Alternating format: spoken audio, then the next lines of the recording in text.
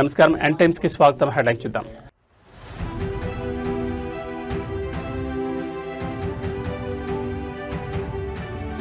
ఉద్యానవన పంటల్లో ఆంధ్రప్రదేశ్ సరికొత్త జాతీయ రికార్డ్. దేశంలోని నెంబర్ 1 రాష్ట్రంగా ఏపీ అగ్రస్థానం.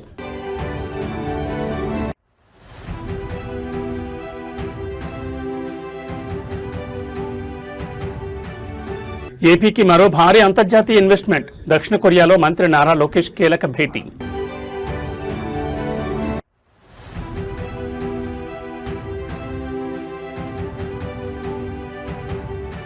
విపక్షాల ఫ్యూడల్ మైండ్ సెట్ పై సీఎం రేవంత్ రెడ్డి నిప్పులు. నాకు దుక్కి దున్నడం తెలుసు, విత్తనం వేయడం తెలుసంటూ వ్యాఖ్య.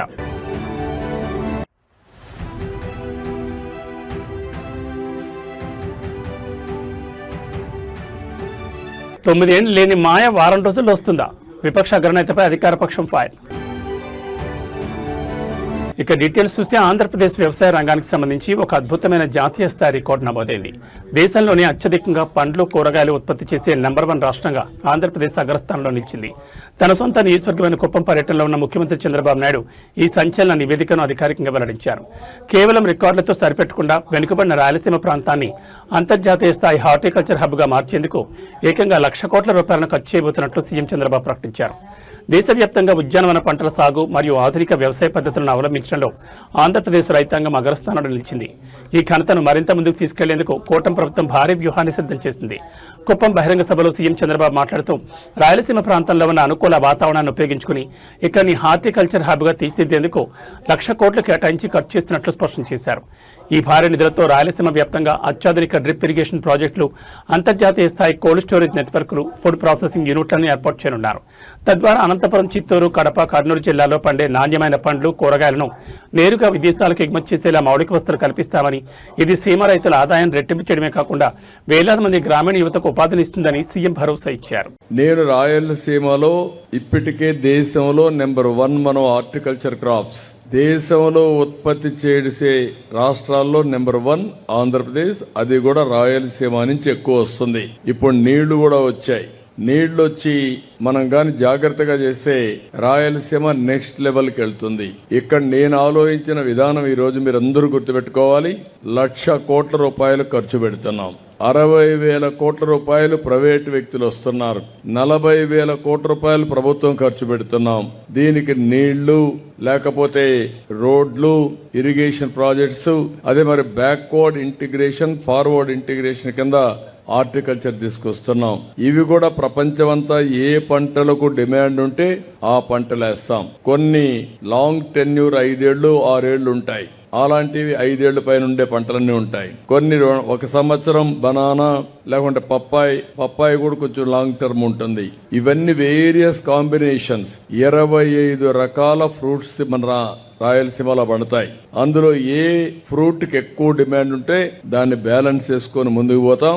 దీనివల్ల రాయలసీమ ఒకప్పుడు కరువు సీమ, మొన్నే గోల్డ్ మైన్ కూడా పడింది. మన చిగురు గుంటలో కూడా మళ్ళా గోల్డ్ మైన్ వస్తుంది. కుప్పం కూడా గోల్డ్ తయారు చేసే పరిస్థితికి వస్తాం తొందరలోనే. ఆ సందర్భంలో మన ఆంధ్రప్రదేశ్ కు అంతర్జాతీయ పెట్టుబడుల విలువ కొనసాగుతోంది. రాష్ట్ర ఐటీ, ఎలక్ట్రానిక్స్ శాఖల మంత్రి నారా లోకేష్ సౌత్ కొరియా పర్యటనలో భాగంగా ఎలక్ట్రానిక్స్ రంగంలో ఒక భారీ ప్రాజెక్టును క్షేత్రస్థాయిలో తీసుకురావడంలో కీలక అడుగు వేశారు. దక్షిణ కొరియాకు చెందిన ప్రముఖ ఐఓటీ మరియు పవర్ ఎలక్ట్రానిక్స్ తయారీ దిగ్గజం సోలం గ్రూప్ గ్లోబల్ ఆపరేషన్స్ ఆఫీసర్ జీగామ్హాతో మంత్రి లోకేష్ సియోల్ నగరంలో ప్రత్యేకంగా భేటీ అయ్యారు. ఏపీలోని తిరుపతి జిల్లా శ్రీ సిటీలో 338 కోట్ల వ్యయంతో EV charger, power modules, automotive electronics తయారీ ప్లాంట్ను ఏర్పాటు చేస్తున్నందుకు సోలం గ్రూప్కి సందర్భంగా మంత్రి ధన్యవాదాలు తెలిపారు. అంతర్జాతీయ మార్కెట్లో ఎలక్ట్రానిక్ షెల్ఫ్ లేబుల్స్ తయారీలో సోలం గ్రూప్ అత్యంత అగ్రగామిగా ఉంది. ఈ సంస్థ శ్రీ సిటీలో నిర్మించబోయే ప్లాంట్ ద్వారా ఈవీ చార్జర్, పవర్ మాడ్యూల్స్తో పాటు అధునాతన ఆటోమోటివ్ ఎలక్ట్రానిక్స్ విభాగాలను ఉత్పత్తి చేయనుంది. ఈ భేటీ సందర్భంగా మంత్రి లోకేష్ మాట్లాడుతూ శ్రీ సిటీ యూనిట్ నిర్మాణ పనులను వీలైనంత త్వరగా పూర్తి చేసి వాణిజ్యపరమైన ఉత్పత్తిని ప్రారంభించాలని సోలం ప్రతినిధులను కోరారు. ప్లాంట్ ఏర్పాటుకు సంబంధించి ఆంధ్రప్రదేశ్ ప్రభుత్వం తరపున సింగిల్ విండో విధానంలో అన్ని రకాల అనుమతులు వేగంగా మంజూరు చేస్తామని, పరిశ్రమకు అవసరమైన మౌలిక వసతులు మరియు నైపుణ్యం కలిగిన మానవ వనరులను అందిస్తామని మంత్రి లోకేష్ కంపెనీ యాజమాన్యానికి స్పష్టమైన హామీ ఇచ్చారు. ఈ భారీ ప్రాజెక్టు అందుబాటులోకి వస్తే కోస్తా మరియు రాయలసీమ సరిహద్దు ప్రాంతాల్లోని వందలాది మంది ఐటీ, ఎలక్ట్రానిక్స్ ఇంజనీర్లకు స్థానికంగానే ఉపాధి లభించనుంది.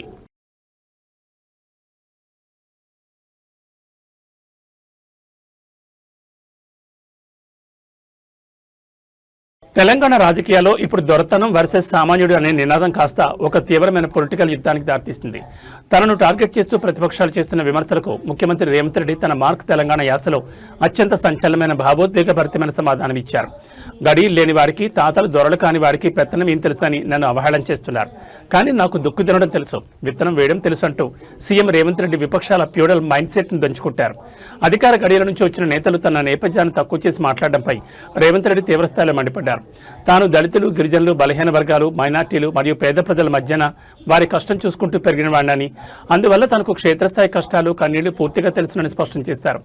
తట్ట పని, పార పని, పలుగు పనికి మాత్రమే పాలమూరు బిడ్డలు పనికొస్తారని, వారి రాష్ట్రాన్ని పాలించడానికి పనికిరారనే దురహంకారంతో కొందరు మాట్లాడుతున్నారని, అలాంటి వారి అహంకారాన్ని ప్రజాస్వామ్యబద్ధంగా బొందపెట్టాల్సిన సమయం ఆసన్నమైందని రేవంత్ పిలుపునిచ్చారు. తాతలు దొరలైతేనే పాలన వస్తుందనే రాచరికపు ఆలోచనలను తెలంగాణ ప్రజలు ఎప్పుడో తిరస్కరించారని, శ్రమజీవుల చెమట చుక్కల నుంచే నిజమైన పాలన పుడుతుందని ఆయన తేల్చి చెప్పారు.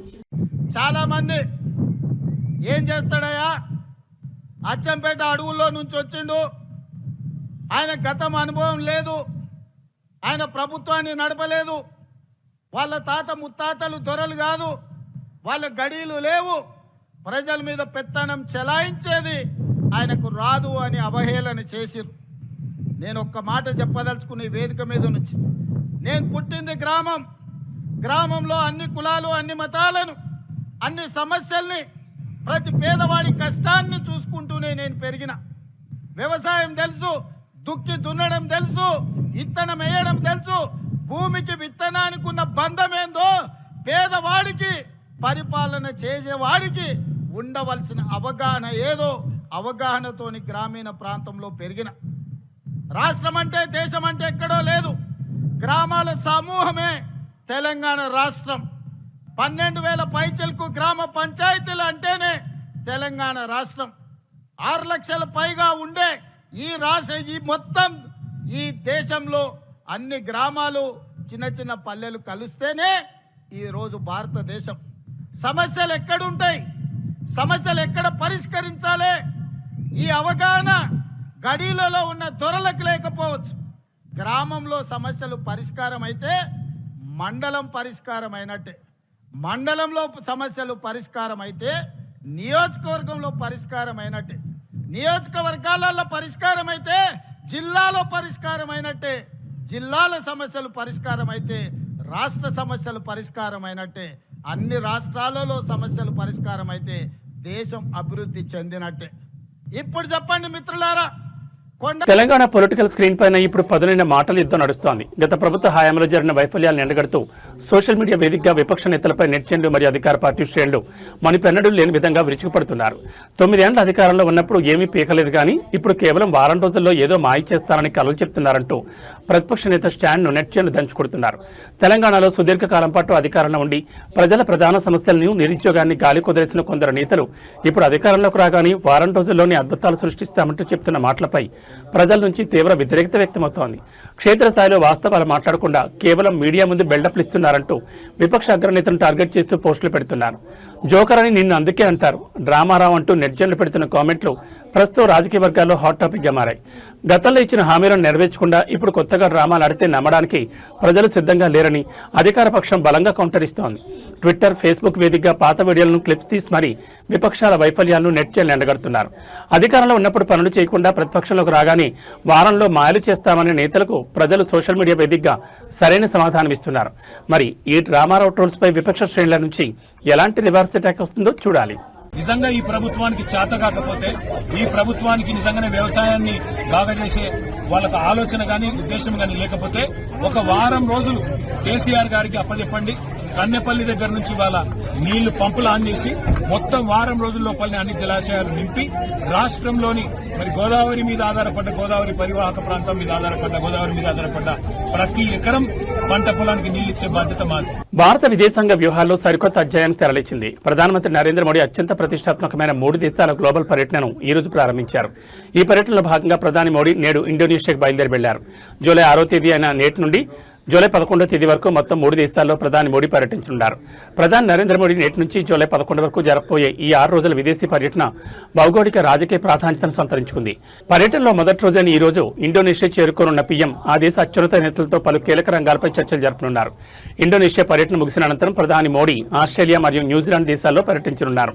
ముఖ్యంగా క్వాడ్ కూటమి దేశమైన ఆస్ట్రేలియాతో రక్షణ మరియు సాంకేతిక రంగాల్లో భాగస్వామ్యాన్ని పటిష్టం చేసుకోవడంతో పాటు న్యూజిలాండ్తో వాణిజ్యపరమైన సంబంధాలను పెంచుకోవడమే లక్ష్యంగా ఈ పర్యటన సాగనుంది. ఈ 3 దేశాల పర్యటనలో పలు చారిత్రాత్మక ఒప్పందాలపై భారత్ సంతకాలు చేయబోతున్నట్లు విదేశాంగ శాఖ వర్గాలు వెల్లడించాయి. ఇండో పసిఫిక్ ప్రాంతంలో చైనా వ్యూహాలను తిప్పికొట్టేలా ఇటు ఇండోనేషియా, ఆస్ట్రేలియా, న్యూజిలాండ్ దేశాలతో భారత్ జరపబోయే ఈ దౌత్యపరమైన చర్చలు ఇప్పుడు ప్రపంచవ్యాప్తంగా ఆసక్తిని రేకెత్తిస్తున్నాయి. తిరుమల శ్రీ వెంకటేశ్వర స్వామి వారి అనంతకోటి భక్త సామ్రాజ్యంలో ఒక అద్భుతమైన సంఘటన చోటు చేసుకుంది. వయసు కేవలం అంకె మాత్రమేనని, స్వామివారిపై ఉన్న అచంచలమైన భక్తి ముందు ఎంతటి శారీరక శ్రమైనా తలవంచాల్సిందేనని నిరూపించారు 116 సంవత్సరాల వృద్ధ భక్తురాలు నవనీతమ్మ. సోషల్ మీడియా మిత్రుల సహకారం, అలాగే టీటీడీ విజిలెన్స్ అధికారుల తక్షణ స్పందనతో నవనీతమ్మని గుర్తించి ఆమె కుటుంబ సభ్యులతో కలిసి శ్రీవారి ప్రత్యేక వీఐపీ బ్రేక్ దర్శనాన్ని టీటీడీ అధికారులు అత్యంత విజయవంతంగా పూర్తి చేయించారు.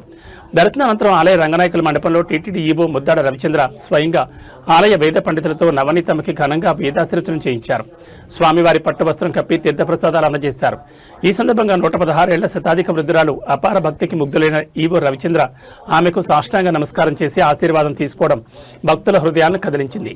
ఈ అద్భుత సందర్భంలో నవనీతమ్మ మనవడు దిక్పతి మాట్లాడుతూ, మా అమ్మమ్మ కోరికను గౌరవించి మా కుటుంబ సభ్యులందరికీ శ్రీవారి దర్శన భాగ్యం కల్పించిన టీటీడీకి, అలాగే ప్రత్యేక శ్రద్ధ తీసుకున్న టీటీడీ చైర్మన్ కి హృదయపూర్వక ధన్యవాదాలని భావోద్వేగానికి గురయ్యారు.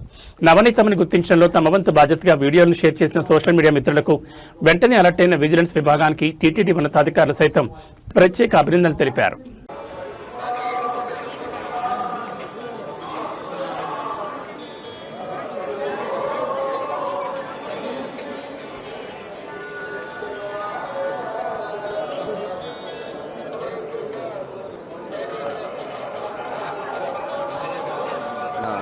కెమెరాలో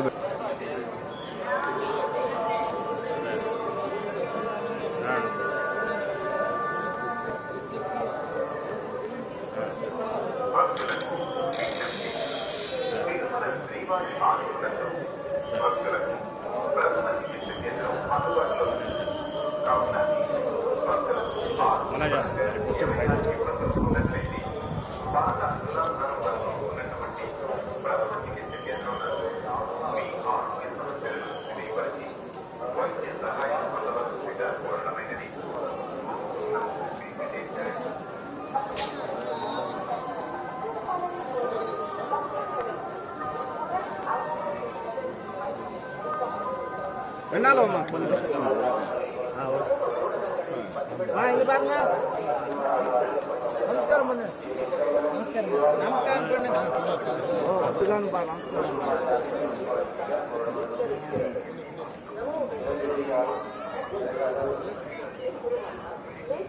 వచ్చేయండి కూర్చో. ఆచార పడుతున్నారు. నా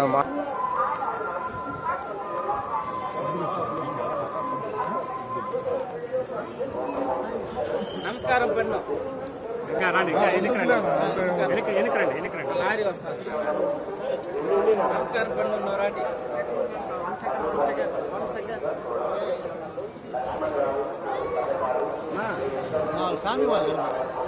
చట్టపరమైనటువంటి చర్యలు తీసుకోబడతాయి. ఓం నమో వెంకటేశాయ.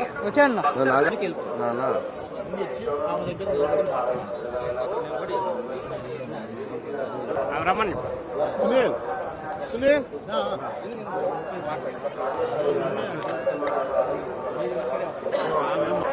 ఫ్యామిలీ రమ్మని చెప్పిన వాళ్ళ ఆయన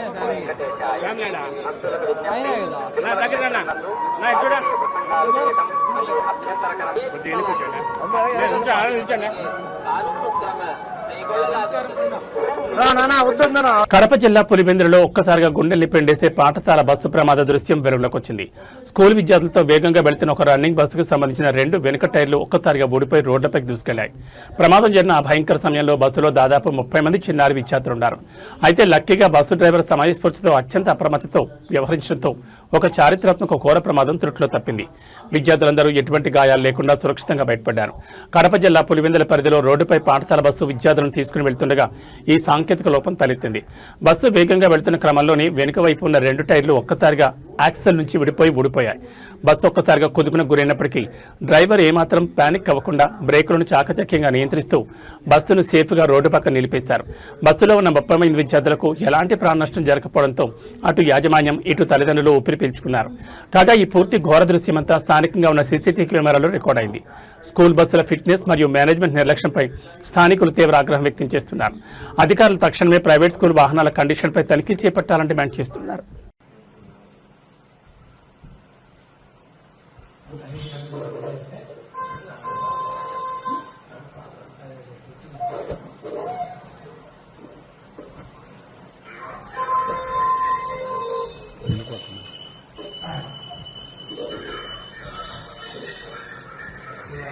Hyderabad Nampally criminal court complex పరిసరాల్లో అర్ధరాత్రి ఒక్కసారిగా భారీ అగ్ని ప్రమాదం సంభవించింది.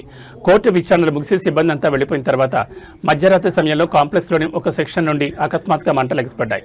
క్షణాల వ్యవధిలోని ఈ మంటలు పక్కనే ఉన్న గదులకు కూడా వ్యాపించడంతో కోర్టు సెక్యూరిటీ సిబ్బంది తీవ్ర ఆందోళనకు గురయ్యారు.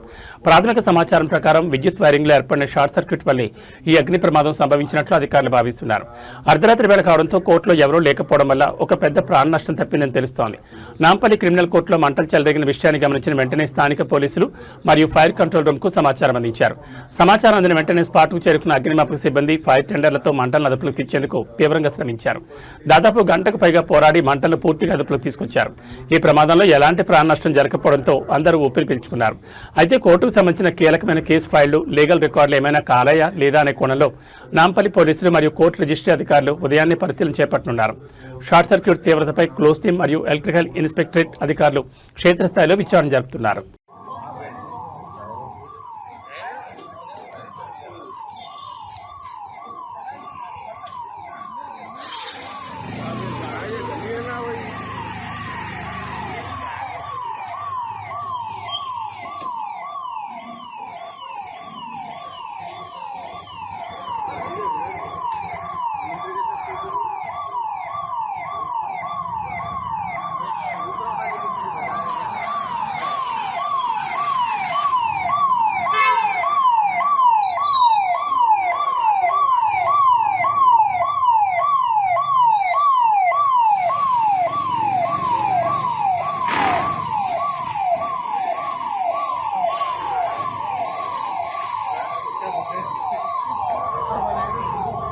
తెలంగాణలోని ప్రభుత్వ హాస్టళ్లలో విద్యార్థుల పరిస్థితి ఎంత దారుణంగా ఉందో చెప్పడానికి చెన్నూరు ఘటన ఒక నిదర్శనం. చెన్నూరు ప్రభుత్వ మైనార్టీ రెసిడెన్షియల్ పాఠశాలలో అమాయక విద్యార్థులకు కారంతో అన్నం పెట్టిన ఉదంతం తీవ్ర కలకలం రేపింది. అయితే ఈ ఘోర వైఫల్యంపై యాక్షన్ తీసుకోవాల్సిన రాష్ట్ర మంత్రి వివేక్ వెంకటస్వామి రివర్స్ లో స్థానిక సీఐకి ఫోన్ చేసి తీవ్రస్థాయిలో వార్నింగ్ ఇవ్వడం ఇప్పుడు పెను సంచలనంగా మారింది. హాస్టల్ లోపలికి వెళ్లి ఫోటోలు తీసిన వారిపై చర్యలు తీసుకోవాలంటూ మంత్రి వివేక్ హుకుం జారీ చేశారు. చెన్నూరు ప్రభుత్వ మైనార్టీ రెసిడెన్షియల్ పాఠశాలలో విద్యార్థులకు నాణ్యమైన భోజనం అందించకుండా కేవలం కారంతో అన్నం పెట్టడంతో స్థానిక బీఆర్ఎస్ నేతలు హాస్టల్ సందర్శించారు. క్షేత్రస్థాయిలో ఉన్న దారుణ పరిస్థితిని ఫోటోలు, వీడియోలు తీసి సోషల్ మీడియా ద్వారా ప్రజల ముందుకు తెచ్చారు. ఈ విషయం తెలుసుకున్న మంత్రి వివేక్ వెంకటస్వామి అధికారులపై చర్యలు తీసుకోవాల్సింది పోయి సీఐకి ఫోన్ చేసి విరుచుకుపడ్డారు. హాస్టల్ లోపలికి వెళ్లి ఎలా ఫోటోలు తీస్తారు, వారి మీద వెంటనే చర్యలు తీసుకోండి అంటూ మంత్రి వివేక్ పోలీసులకు ఆర్డర్ వేశారు. పిల్లలకు కారంతో అన్నపెట్టిన మెస్ సిబ్బందిపై, వార్డెన్పై ఎలాంటి కఠిన చర్యలు తీసుకోకుండా హాస్టల్లోని సమస్యలను, లోపాలను ఎత్తి చూపిన వారిని టార్గెట్ చేయడం ఏంటంటూ స్థానికులు, విద్యార్థుల తల్లిదండ్రులు మండిపడుతున్నారు. ప్రభుత్వ లోపాలను కప్పిపుచ్చుకోవడానికే కాంగ్రెస్ మంత్రి పోలీసులను అడ్డం పెట్టుకుని ఈగో పాలిటిక్స్ చేస్తున్నారంటూ బీఆర్ఎస్ శ్రేణులు ధ్వజమెత్తుతున్నాయి. జాగ్రత్తగా ఉండు Manchilal. I'm not happy if this kind of things happen. ఎట్లా పోతారా హాస్టల్లో ఎవరైనా ఇల్లీగల్ గా? అది కరెక్టా? ఎవరు పోనిచ్చినారో కరెక్ట్ గా ఇన్వెస్టిగేట్ చేయండి. ఎందుకంటే హాస్టల్లో ఎవరు పోలేరు. నిజంగా ఈ రోజు కూడా టాలీవుడ్ స్టేజ్ ఆక్యుపై చేయడంలో యాంకర్ సుమ తర్వాతే ఎవరైనా. అయితే ఆమె వేసే సెటైర్లను అంతే స్పీడ్ గా తిప్పికొట్టే కొద్దిమంది నటుల్లో బ్రహ్మాజీ ఒకరు. తాజాగా తిరుపతిలో జరిగిన Lenin cinema pre release event లో వీళ్ళిద్దరి మధ్య జరిగిన ఒక క్రేజీ ఫన్నీ ఇన్సిడెంట్ ఇప్పుడు ఇండస్ట్రీలో హాట్ టాపిక్ గా మారింది. స్టేజ్ పైన సుమ తనపై వేసిన సెటైర్కు బ్రహ్మాజీ ఏకంగా Prabhas popular meme dialogue come to my room అని వార్నింగ్ ఇవ్వడంతో సుమ ఒక్క క్షణం గూస్ బంప్స్ వచ్చి షాక్ అయిపోయారు. ఆ తర్వాత అది కేవలం సరదాకే అని తెలియడంతో ఈవెంట్లో ఉన్న వారంతా నవ్వు ఆపుకోలేకపోయారు. లెనిన్ సినిమా ప్రీ రిలీజ్ ఈవెంట్లో భాగంగా బ్రహ్మాజీ స్టేజ్ పైకి వచ్చి మాట్లాడారు. ఈ చిత్రంలో తాను చేసిన క్యారెక్టర్ గురించి చెప్తూ సినిమాలో తాను ఒక కాలు కుంటుకుంటూ నటించానని, ఆ వాకింగ్ స్టైల్ ఎలా ఉంటుందో స్టేజ్ పై ప్రాక్టికల్ చేసి చూపించారు. దీనిపై యాంకర్ సుమ ఎప్పట్లాగే తనదైన స్టైల్లో ఒక కౌంటర్ సెటర్ వేశారు. సుమ పంచుకు అస్సలు తగ్గని బ్రహ్మాజీ వెంటనే మైక్ అందుకుని సోషల్ మీడియాను షేక్ చేస్తున్న Prabhas famous meme dialogue come to my room అంటూ సీరియస్ లుక్ తో ఫన్నీ వార్నింగ్ ఇచ్చారు. ఆ డైలాగ్ వినగానే సుమ ఒక్క క్షణం అవాక్కై ఆ తర్వాత అసలు విషయం అర్థమై తెగ నవ్వేసింది. ఈ ఇద్దరు సీనియారిటీ సెలబ్రిటీలు కామెడీ టైమింగ్ లెనిన్ ఈవెంట్ కు స్పెషల్ అట్రాక్షన్ గా నిలిచింది. సార్ ప్లీజ్ ఈ సినిమాలో ఇక మీ క్యారెక్టర్ గురించి చెప్పండి. ఇంకేం చెప్తాను అంటే మీరు అఖిల్ తమ్ముడుగా యాక్ట్ చేశారా? అఖిల్కి ఆపోజిట్గా పనిచేశారు. అఖిల్ ఆపోజిట్ టీంలో ఉన్నారు మీరు. యా. ఓ ఓకే. క్యారెక్టర్ నేమ్ ఏమైనా రివీల్ చేయొచ్చా? చెప్పండి అయితే.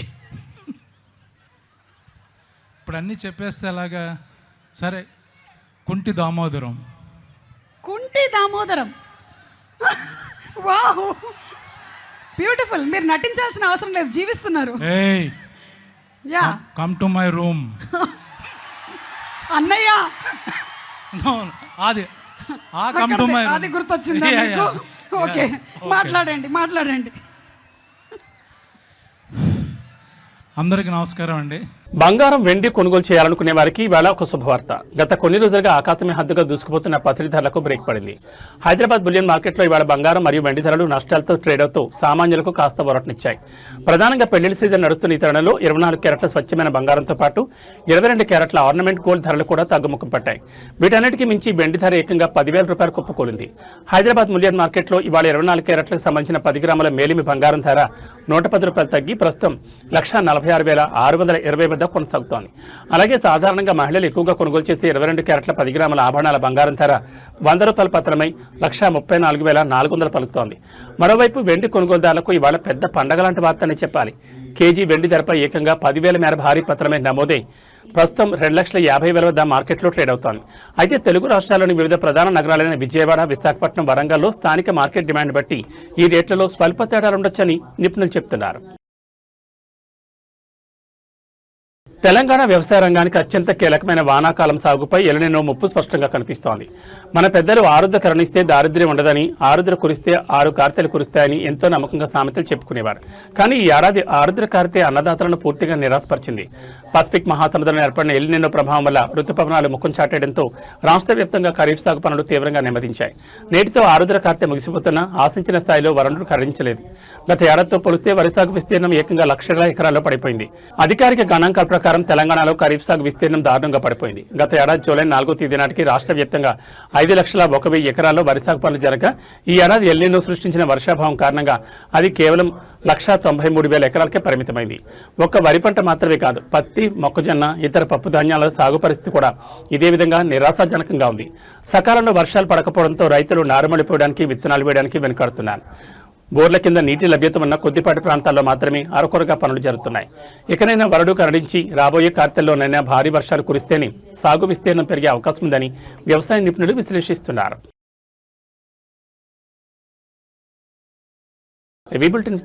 నమస్కారం.